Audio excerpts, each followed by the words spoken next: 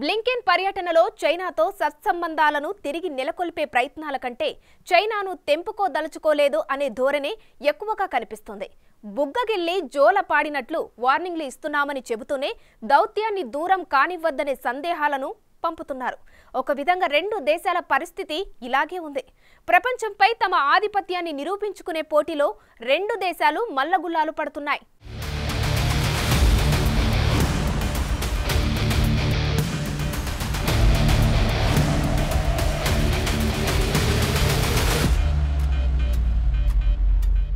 గతేడాది జూన్ నెలలో బ్లింకెన్ చైనాని సందర్శించినప్పుడు కూడా అమెరికా చైనాల మధ్య తీవ్రస్థాయిలో ఘర్షణ వైఖరి ప్రస్ఫుటంగా కనిపించింది.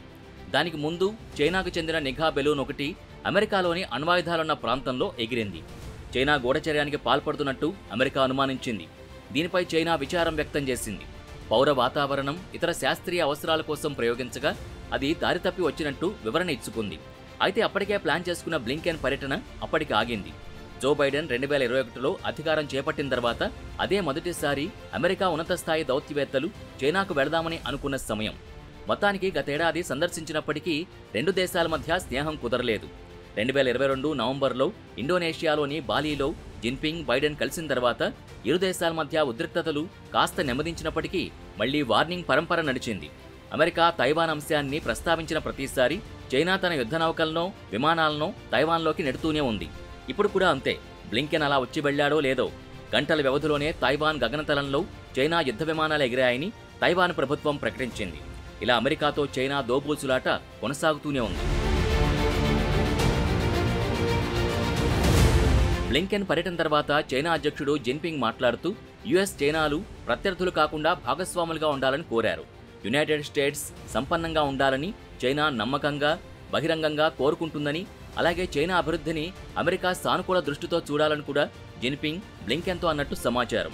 ఇక ఇరు దేశాల మధ్య ప్రాథమిక సమస్యలు పరిష్కారమైతే చైనా యుఎస్ సంబంధాలు నిజంగా మెరుగుపడతాయని, ముందుకు సాగుతాయని జిన్పింగ్ వెల్లడించినట్టు తెలుస్తోంది.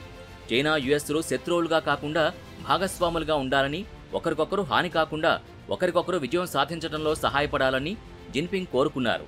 మరోవైపు జాతీయ భద్రత పేరుతో అమెరికా తీసుకున్న దౌత్యపరమైన చర్యలపైన చైనా అధికారులు విరుచుకుపడుతున్నారు. సైనిక ఉపయోగాల కోసం వినియోగించే హైటెక్ వస్తువుల్ని చైనాకు ఎగుమతి చేయడంపై అమెరికా నియంత్రణలు, అలాగే చైనాలోని కొన్ని హైటెక్ రంగాల్లో యుఎస్ పెట్టుబడిపై నియంత్రణలున్నాయి. ఈ పరిస్థితుల్లో ఇటీవల president Joe Biden social media platform TikTok పై దేశవ్యాప్తంగా నిషేధానికి దారితీసే బిల్లుపై సంతకం చేశారు. ఈ బిల్లుని చైనా గతంలో తీవ్రంగా ఖండించింది కూడా. అయితే బ్లింకెన్ పర్యటనలో చైనాతో కమ్యూనికేషన్ల మార్గాల్ని నిర్వహించడానికి, బలోపేతం చేయడానికి, ఇరు దేశాల మధ్య విభేదాలతో బాధ్యతాయుతంగా వ్యవహరించడానికి అమెరికా కట్టుబడి ఉందని బ్లింకెన్ ప్రకటించారు.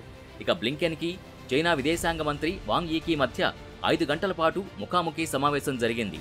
ఈ సందర్భంగా ప్రపంచంలోని రెండు అగ్రరాజ్యాల మధ్య ఇప్పటికే ఉన్న ఉద్రిక్తతల గురించి వాంగ్ స్పష్టంగా ప్రస్తావించినట్టు సమాచారం. అయితే చైనా, యునైటెడ్ స్టేట్స్ స్థిరంగా ముందుకు సాగడానికి సరైన మార్గంలో ఉండాలా, లేదంటే ఎడమొహం పెడమొహంగా ఉండాలా అనేది రెండు దేశాల ముందు ఒక ప్రధాన ప్రశ్న. ఈ పరిస్థితి చైనా చిత్తశుద్ధిని, సామర్థ్యాన్ని పరీక్షిస్తుందని వాంగ్ బ్లింకెన్తో చెప్పినట్టు తెలుస్తోంది.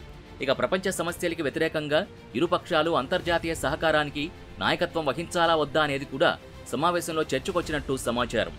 ఈ విషయంలో అందరికీ విజయం అందేలా నడుచుకోవాలని, లేదంటే యుద్ధాలు తప్పవని ఇరు వర్గాలు అభిప్రాయపడినట్టు తెలుస్తోంది.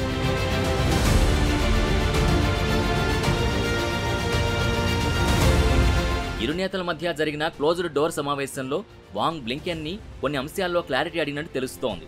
చైనా ఆర్థిక వ్యవస్థ, వాణిజ్యం, సైన్స్, టెక్నాలజీని అణచివేసేందుకు అమెరికా చర్యలు తీసుకుంటోందని, ప్రపంచ మార్కెట్లని ముంచెత్తుతున్న చైనా పారిశ్రామిక సామర్థ్యం గురించి తప్పుడు ప్రచారం చేస్తోందని వాంగ్ ఆరోపణలు చేసినట్టు సమాచారం. అయితే పర్యటన అనంతరం ఇచ్చిన మీడియా ఇంటర్వ్యూలో బ్లింకెన్ దీనిపై స్పందించారు. మార్కెటేతర ఆర్థిక విధానాలు, వాణిజ్యాన్ని వక్రీకరించే, అమెరికా జాతీయ భద్రతకి ముప్పు కలిగించే పద్ధతుల్ని అమెరికా వ్యతిరేకించిందని వెల్లడించారు. వాణిజ్యాన్ని, పెట్టుబడిని పరిమితం చేయకుండా అమెరికా జాతీయ భద్రత, ఆర్థిక వ్యవస్థను అణగదొక్కడానికి ప్రయత్నిస్తే ఊరుకునేది లేదని బ్లింకెన్ స్పష్టం చేశారు. అధునాతన యుఎస్ సాంకేతికతల్ని ఉపయోగించకుండా నిరోధించడంతో పాటు అమెరికా ఆసక్తులు, విలువల్ని, అమెరికా మిత్రదేశాల్ని, భాగస్వాముల్ని రక్షించడానికి యునైటెడ్ స్టేట్స్ అవసరమైన చర్యల్ని కొనసాగిస్తుందని బ్లింకెన్ పునరుద్ఘాటించారు.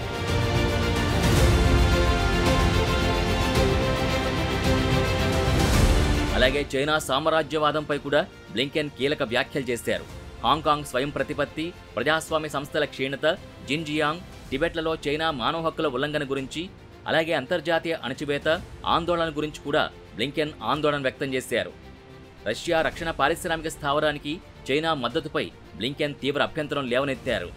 ఉక్రెయిన్కు వ్యతిరేకంగా రష్యా తన యుద్ధాన్ని కొనసాగించడానికి యూరోపియన్, అట్లాంటిక్ భద్రతని బలహీనపరుస్తుందని బ్లింకెన్ ఆరోపించారు. అలాగే తైవాన్ జలసంధి అంతటా శాంతి, స్థిరత్వాన్ని కొనసాగించడానికి చైనా సహకరించట్లేదనే అంశాన్ని ప్రముఖంగా వ్యక్తీకరించారు.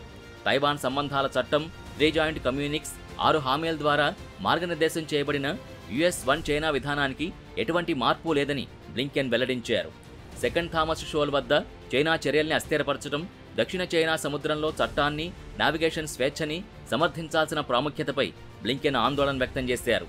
అలాగే చైనా రష్యాలతో అంటగాగుతున్న ఉత్తర కొరియా ద్వీపకల్పం పూర్తి అణు నిరాయుధీకరణ చేయాలనే అమెరికా నిబద్ధతని బ్లింకెన్ స్పష్టం చేశారు. గతేడాది పర్యటనతో పాటు 9 నెలల్లో బ్లింకెన్ చైనాకు తన 2వ పర్యటన ముగించారు. అయితే వచ్చిన ప్రతిసారి చైనా మీడియాలో అమెరికా చైనా సమయాన్ని వృధా చేస్తోందనే కామెంట్లు వినిపిస్తూనే ఉన్నాయి. షాంఘైలో బ్లింకెన్ విమానం తాకినప్పుడు కూడా చైనా మీడియాలో ఇలాంటి అనేక కామెంట్లు వినిపించాయి. ఒక విధంగా బ్లింకెన్ని చైనాకు ఆహ్వానించడాన్ని కోపంగా ప్రశ్నించాయి. బ్లింకెన్ పర్యటనకు 3 వారాల ముందు అమెరికా ట్రెజరీ సెక్రటరీ ఎల్లెన్ సందర్శనలో అసంపూర్తిగా ఉన్న ఎజెండాని కొనసాగించడానికే బ్లింకెన్ వస్తున్నారని ఎద్దేవా చేశాయి. బైడెన్ ప్రభుత్వం దూకుడుతో అనేక డిమాండ్లు, బెదిరింపుల్ని చైనాకు జారీ చేయడానికి ఈ పర్యటనలంటూ హేళన చేశాయి. బ్లింకెన్ సందర్శన నుంచి చైనా పెద్దగా ఆశించేదేదీ లేదని, మరో రౌండ్ ఉపన్యాసం, చైనాను బెదిరించడం, లేదంటే రష్యాకు మద్దతు ఇవ్వొద్దని చెప్పడం, అదీ కాకపోతే మరిన్ని ఆంక్షలు విధించడం తప్ప ఇంకేమీ జరగదని చైనాలో విశ్లేషకులు భావిస్తున్నారు. దానికి బదులు బ్లింకెన్ తన పర్యటనలో భాగంగా చైనా వచ్చి అక్కడ పాపులర్ అయిన సింగ్టావో బీర్, పెకింగ్ డక్ని ఆస్వాదించాలని చైనా వ్యాఖ్యాతలు కొందరు అంటున్నారు. ఈ పరిస్థితుల మధ్య చైనా, అమెరికా మధ్య చెడుగుడు సంబంధాలు దోబూచులాటలానే ఉంటాయని అంతర్జాతీయ నిపుణులు కూడా అభిప్రాయపడుతున్నారు.